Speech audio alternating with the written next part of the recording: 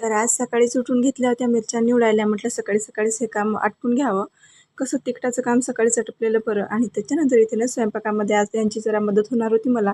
कारण मीच म्हटलं होतं, की बरेच दिवसापासून माझ्याच हातचं खाऊन खूप जास्त कंटाळवाणं झालं होतं. म्हटलं आज तुमच्या हातचं काहीतरी बनवा म्हणून मग ना त्यांनी इथे भाजी बनवायला घेतली होती.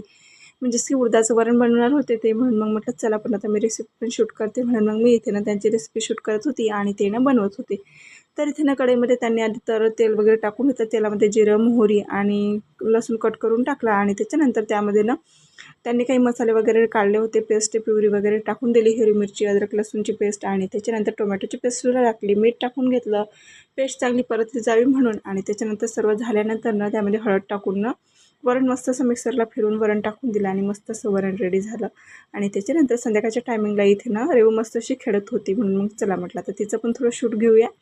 तर तिच्यासाठी ना ही टोपी जी आहे ना ही बर्थडेला आणली होती, पण ती ना 1 सेकंदही तेव्हा घातली नाही आणि आता ना घालून अशी मिरवत होती.